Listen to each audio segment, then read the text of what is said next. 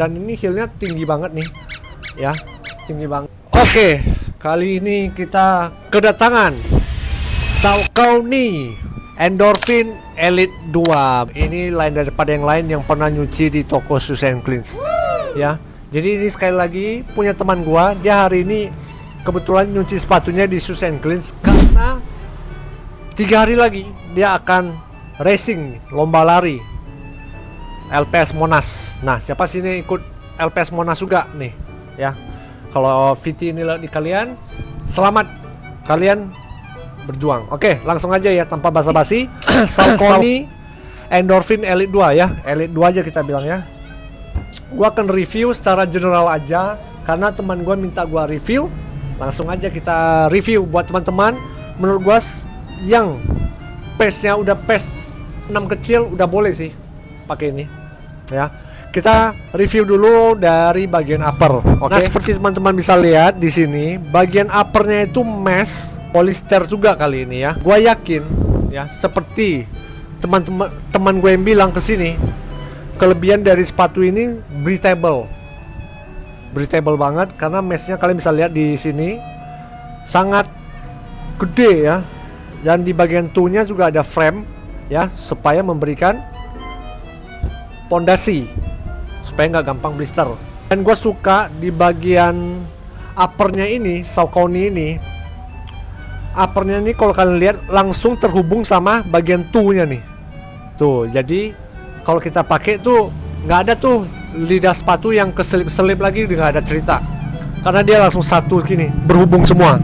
Sampai bagian heel-nya tuh berhubung rapi banget, dan ini heel-nya tinggi banget nih. Ya, tinggi banget. Dan di dalamnya juga ada padding ya, tapi minimalis saja. Ya, pasti dia ngejar bobot juga. Untuk lacing sistemnya gue suka ya. Tali sepatunya gue suka. Kenapa?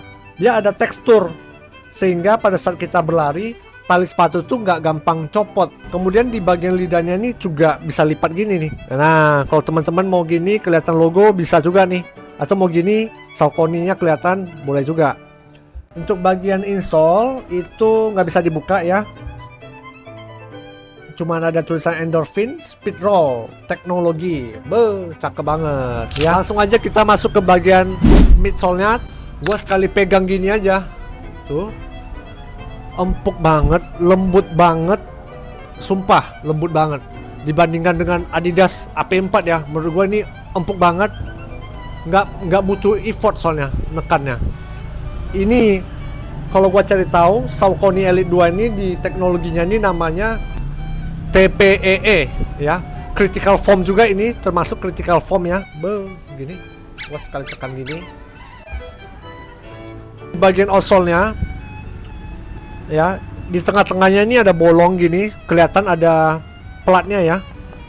Gua nggak tahu ini carbon plate atau TPU. Coba yang tahu, coba komen di bawah apakah ini carbon plate atau TPU nih yang di Saucony Elite 2. Dan ini mereka sole-nya ini menurut gua tipis ya. Ini karetnya nggak terlalu banyak ya di bagian outsole-nya, penempatannya.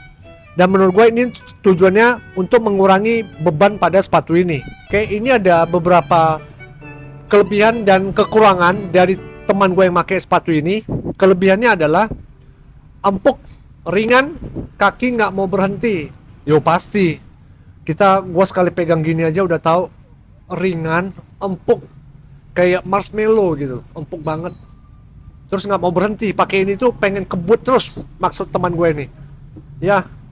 Breathable, yes, jelas kelihatan dari upper mesh-nya ini sangat breathable, sehingga kalau kita mau pakai long run, half marathon, itu gue yakin kaki adem banget, kayak secure banget, udah empuk, sirkulasi, udah gas terus kaki ini nggak mau berhenti.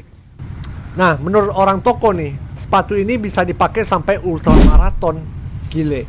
Dan sepatu ini punya kekurangannya juga nih menurut teman gua pada saat dibawa lari. Dibawa sprint agak kurang stabil. Yes, ya. Jadi sepatu untuk racing shoe cenderung less stability gitu, plus minus. Kemudian durability-nya kurang. Durability-nya yang dimaksud pasti di bagian upper karena bahan mesh, dan itu wajar. Untuk sepatu racing shoe kebanyakan bagian uppernya tuh monomesh. Monomesh tuh artinya dia layer pertama aja, kemudian jaring-jaring gini, sehingga durability-nya lebih kurang. Makanya untuk racing shoe ini kurang cocok dipakai untuk daily. Ya, biasanya orang-orang akan merotasi sepatu ini supaya menjaga umur sepatu ini lebih panjang lagi. Nah, kekurangan yang terakhir menurut teman gua, kurang cocok kalau dipakai di trotoar. Itu aja review secara general untuk sepatu Saucony Elite 2. Nah, kalau dibandingkan dengan Adidas AP4, menurut kalian gimana? Oke, coba komen di bawah teman-teman yang sudah pernah pakai, punya experience memakai Saucony ini. Coba bantu komen yang di bawah biar kita juga belajar.